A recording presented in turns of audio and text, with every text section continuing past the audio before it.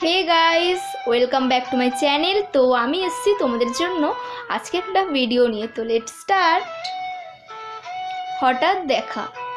রেলগাড়ির কামরায় হঠাৎ দেখা, ভাবিনি কোনোদিন সম্ভব হবে। আগে ওকে বারবার দেখেছি লাল রঙের শাড়িতে, ডালিম ফুলের মতো রাঙা। আজ পরেছে কালো রেশমের শাড়ি, আঁচল তুলেছে মাথায়। দোলন চাপার মতো চিকন গৌর মুখখানি ঘিরে মনে হলো নিজের চারিদিকে একটা অদ্ভুত দূরত্ব ঘনিয়ে নিয়েছে। মনটা থমকে গেল। চেনা লোককে হঠাৎ অচেনার গাম্ভীর্যে।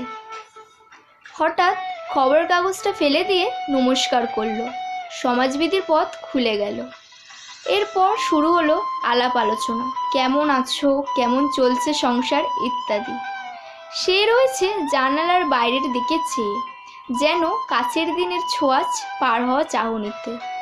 দিলে কয়েকটা উত্তর, কোনোটাও তো দিলই না। হাতের ইশারায় বুঝিয়ে দিল কেন এসব কথা। এর থেকে ভালো চুপ করেই থাকা। আমি ওর সাথীদের সাথে অন্য বেঞ্চিতে বসেছিলাম। একসময় আঙুল নেড়ে ডাকলো কাছে আসার জন্য। আমি ভাবলাম সাহস তো কম না, বসলাম ওর বেঞ্চিতে। এরপর গাড়ির আওয়াজের আড়ালে মৃদু স্বরে বলল, কিছু মনে করো না, সময় কোথা সময় নষ্ট করবার। আমাকে নামতে হবে পরের স্টেশনে, দূরে যাবে তুমি, কোনোদিন আর দেখা হবে না।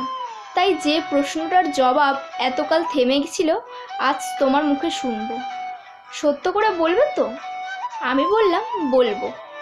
বাইরের আকাশের দিকে তাকিয়ে সে শুধ হলো, আচ্ছা, আমাদের যে দিন গেছে সে কি একেবারেই গেছে? সে কি আর কোনোদিনই ফিরবে না? আমি খানিকক্ষণ চুপ করে থেকে আবার বললাম, রাতের তারা সবই আছে, কিন্তু দিনের আলোয় তা গভীরে। খটকা লাগলো, জানি না বানিয়ে বললাম নাকি। সে বলল, থাক, যাও হয়েছে, ওখানে বসো। তারপরেই তার স্টেশন চলে এলো, সে নেমে চলে গেল। এরপর আমি একাই নেমে এলাম। নমস্কার। তো ভিডিওটা যদি তোমাদের ভালো লাগে তাহলে অবশ্যই লাইক করো, কমেন্ট করে জানিও কেমন হয়েছে, এবং সাবস্ক্রাইব বাটনটা প্লিজ ক্লিক করে দিও, এবং শেয়ার করতে কিন্তু ভুলো না। টাটা।